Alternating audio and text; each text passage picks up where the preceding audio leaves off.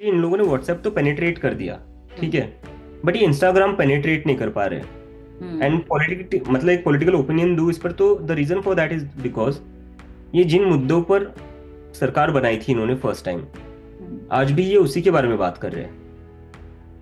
इनके पास नया कुछ बोलने को है नहीं। They hmm. Have been saying the same things they have been saying since Narendra Modi started his PM campaign. Very deliver good. कुछ डिलीवर कुछ हुआ नहीं है, ग्राउंड पर कुछ हुआ नहीं है, बट वो रिटोरिक वो भी है, वही है जो 2014 में था। Hmm. And now the people are somewhere realising it कि ये बस रिटोरिक है, इससे आगे कुछ नहीं है। तो उसकी वजह से आई डोंट थिंक उनका अभी जो कम्युनिकेशन प्लान है वो उतना इफेक्टिव है, because they have nothing to show even after 12 years। मतलब इतना एब्सोल्यूट पावर, ऐसी कौन सी स्टेट है जहां पर बीजेपी की गवर्नमेंट नहीं बनी है, अगर हम साउथ की एक दो स्टेट्स छोड़ दे तो। हम्म।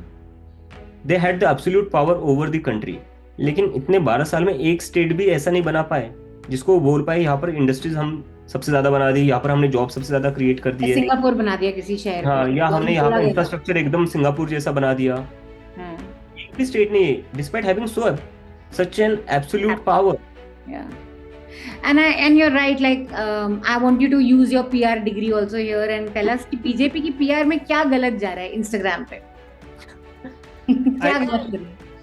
आई थिंक उनका जो सबसे गलत जा रहा है वो यही है कि वो आज भी कम्युनल पॉलिटिक्स पर ही खेलने को ट्राई कर रहे हैं, और वो आज भी अपोजिशन को ही गाली दे रहे हैं हर चीज में। हम्म। अब वो बिकॉज आप जब नए नए आए थे तब तक ठीक है, कांग्रेस का रूल था, जो भी खराब था सिस्टम, लोगों को लग रहा था यार 4-5 साल तो लगेंगे ठीक करने में। तो अभी they are right to blame the Congress और द यूपीए। तो तब तक लोगों ने सुन लिया।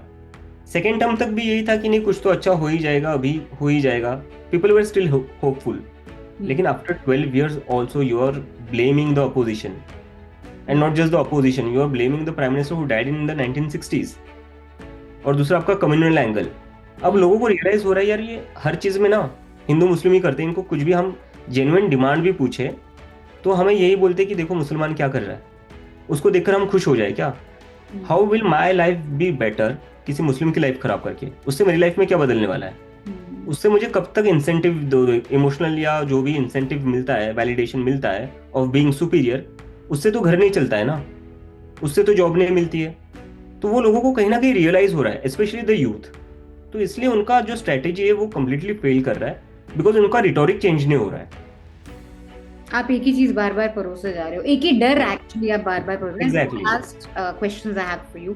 वन इज यार biggest criticism against your movement. I mean मतलब आई फील मूवमेंट अभी, आई ऑल्सो फील कि अभी एक ही हफ्ता हुआ है तो we can't keep but still one important thing to think about is कि यार जब भी कुछ हालात बदलते हैं इंडिया में तो लोगों को ग्राउंड पे आके काम करना पड़ता है। चाहे आरएसएस और बीजेपी को कितना भी बोलने की ये है वो है, लेकिन वो ग्राउंड पे आरएसएस का कार्यकर्ता लगा रहता है, लगा रहता है, लगा रहता है। तो वैसे ही अब कॉकरोच जनता पार्टी, आप हैं बॉस्टन में बैठे हैं, आपका पूरा क्लाउड ऑनलाइन है, इसमें क्या बदलेगा ग्राउंड पे जब तक आप लोग ग्राउंड पे नहीं उतरेंगे? So have you thought about that कि यार हम इंस्टाग्राम पे बैठे बैठे कैसे कुछ कर सकते हैं जब तक आप जमीन पे ना उतरें?